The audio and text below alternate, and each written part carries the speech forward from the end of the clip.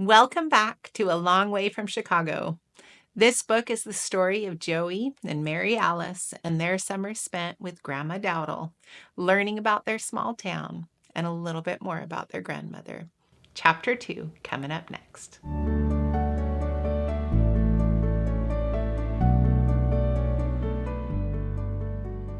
Welcome to Read with Maren, where I bring you fun, wholesome, and inspiring stories that you can share with the whole family.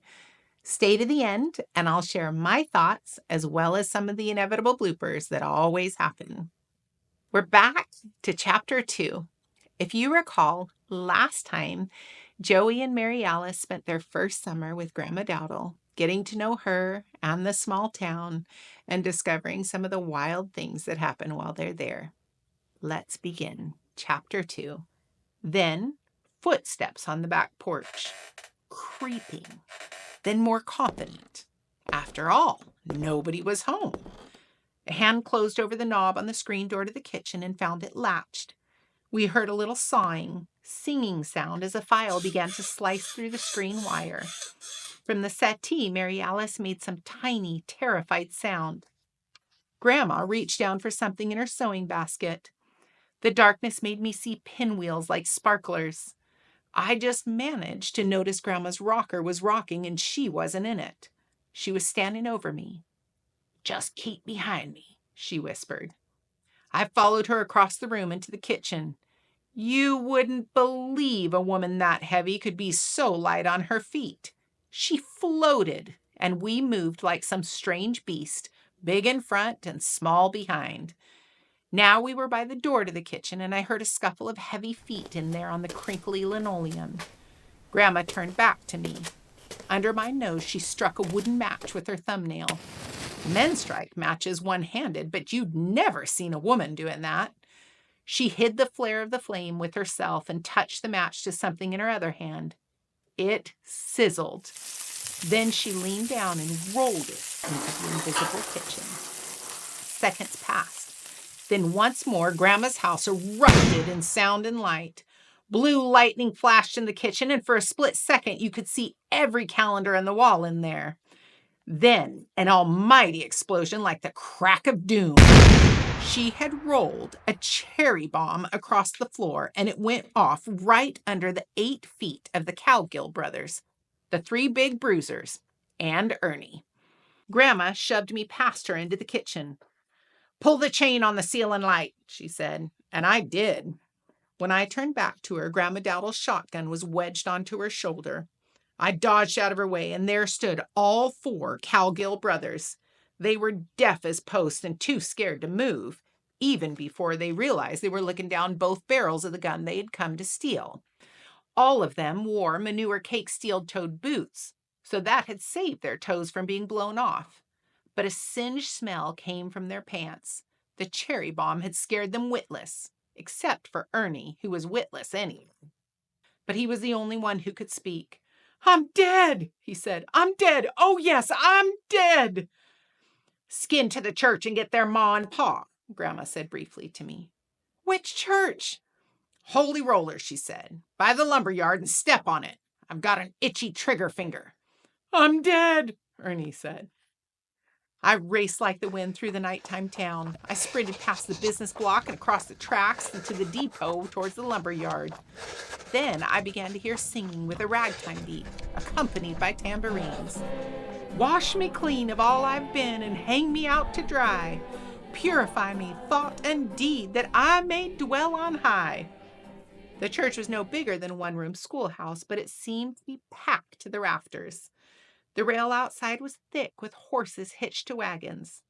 One of the wagons was from the Cowgill's dairy farm. Light and song were pouring out of the open doorway. I stood in it, remembering I didn't know what the Cowgill's ma and pa looked like. Besides, all I could see were the backs of people's heads. Then I got lucky. Mrs. Effie Wilcox sat at the end of a pew. I knew her from her hat. Her hands were high above her head, swaying in the air, and she was singing with the rest. "Drive the devil from my soul, tie him to a tree. Let me rise into the skies, that I may dwell with thee." I sidled down the side aisle, breathing heavy. Every minute counted, and I didn't know how long this hymn might last. It sounded like it could have a lot of verses. Hate the sin, but love the sinner, though let him feel the rod. Lift me like a little child, that I may dwell with. I tapped Miss Wilcox on the shoulder. She jerked around. It's a miracle, she hollered out. The first Dowdle ever seen in the house of the Lord. Hallelujah! One more sinner gathered in. Listen, Mrs. Wilcox, I said, urgent in her ear. Where are the cowgills? It's kind of important. The cowgills, she said. Why, they're right here next to me. Where else would they be? They've been saved. And now you. Listen, Mrs. Wilcox, Grandma blew up all 4 of their boys with the cherry bomb, and now she's got 'em pinned down with a shotgun. Mrs. Wilcox's mouth opened in a silent scream. Then all 4 of us, Mr. and Mrs. Cowgill, Mrs. Wilcox, and me, were in the side-swaying milk wagon behind the galloping horse. There aren't any seats in a milk wagon, so we clung to the sides and each other. For somebody who was too nervous to live, Mrs. Wilcox stood the trip pretty well. The wagon bounced across Grandma's side yard. Now we were all tumbling down and racing each other to the back door. To keep up, both ladies held their skirts high. We burst into the kitchen, and it seemed that nobody had moved a muscle in there. The butt of the shotgun was still buried in Grandma's shoulder, and she was squinting down the barrels. The Cowgill boys looked like they were on the chain gang already. I got my first real look at their ma and pa. She was kind of a faded lady, and he had a milder look than his bruiser boys. They were all a lot taller than he was. Now, Mr. Cowgill said, what have we here?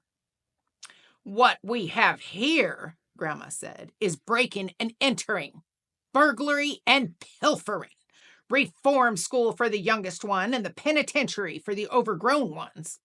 Unless my trigger finger gives way to my temptation. They wanted this shotgun, and they're liable to get it, right between the eyes. The ceiling light glinted wickedly off her spectacles.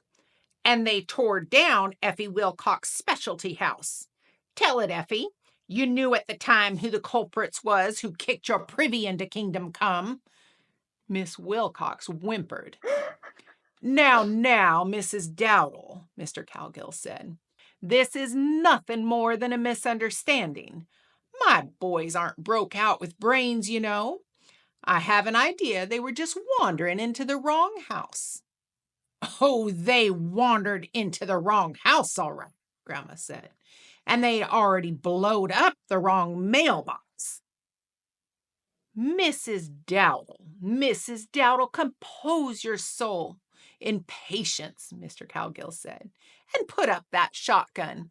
It don't look ladylike. I was tempted to cover my ears because that alone was enough to make Grandma squeeze off around. You know yourself, Mrs. Dowdle, boys will be boys. They's high-spirited. They'll settle down in time and all be good Christian men. Their ma and I have set them a good example. I thought Mr. Cowgill was going way out on a limb, but strangely, Grandma lowered the shotgun. Well, you know best, being their pa, she said calmly. She stood the shotgun against the wall and folded her arms in front of her. But get them out of my kitchen, and you owe me for the screen door they cut in. And I want me a new mailbox. Good galvanized iron one, even if it runs you $3.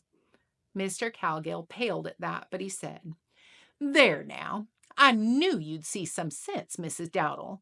Boys go through these phases. Come along, boys.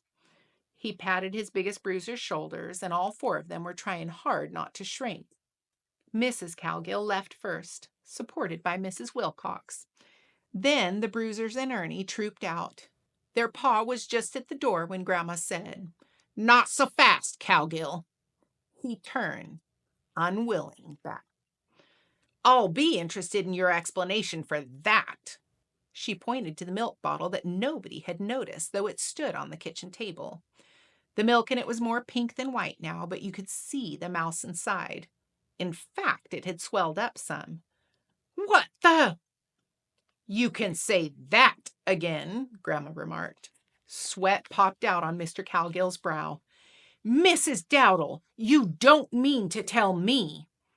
I don't mean to tell you a thing. There stands the evidence. Mrs. Dowdle, it can't be. We're strictly sanitary.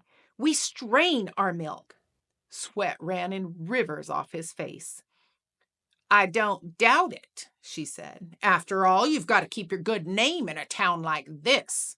Then how a bunch of worthless boys who'd ransack the town every night is apt to drop a mouse in the milk just before delivering it to my door? Your big ones is perfectly capable of putting Ernie up to it. He's simple. After all, they blew up my mailbox and Effie Wilcox has to use my privy. Thugs like yours who prey on two helpless old widow women such as Effie and myself is liable to get up to anything. Many more mice in the milk and your customers will start keeping their own cows again. Mr. Cowgill shrank. His dry mouth worked wordlessly, and there were fear in his eyes, naked fear. He didn't mind what his boys did to the town, but now he saw his business going down the drain, so to speak.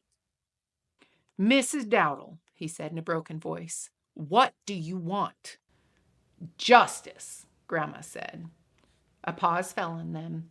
Grandma and Mr. Cowgill seemed to have a moment of complete understanding. Then he said, what'll I use? She nodded across the kitchen to the sink. In his earthly life, Grandpa Dowdle had shaved over that sink. The mirror still hung there from his time, and beside it, a long leather strop for sharpening the edge of his cutthroat razor. Mr. Cowgill edged around the kitchen table and pulled the strop off the wall. Then he left. Grandma and I filled the doorway to watch. It was dark out there, but you could see the lumpish shapes of the Cowgill boys hanging around the milk wagon waiting for their pa. They didn't have to wait a minute more. Line up according to age, he called out, snapping the long leather strop above his head. Then he whaled the tar out of every one of them. They squealed like stuck hogs while Mrs. Cowgill lamented from inside the milk wagon. He took each by the arm and in turn gave them all what for. You could tell when he got to Ernie because the wavering voice cried out, I'm dead! At last the milk wagon clattered out of the yard. Grandma stayed at the door as the piece descended. The snap of the strop against the bruiser breeches seemed to linger in the night air. Mary Alice joined us. She had made herself scarce once she had seen Grandma grab the shotgun. She was a little older now and a little wiser. Then back up the path came Miss Wilcox. You could see the shape of her hat bobbing against the dark. She had been making a call at our privy on her way home. Night now, she called out, crossing the yard. Night, Effie, Grandma called back to her worst enemy. Then she turned from the door, and I saw the look on her face. You had to study hard to see any expression at all, but it was a look that I was coming to know.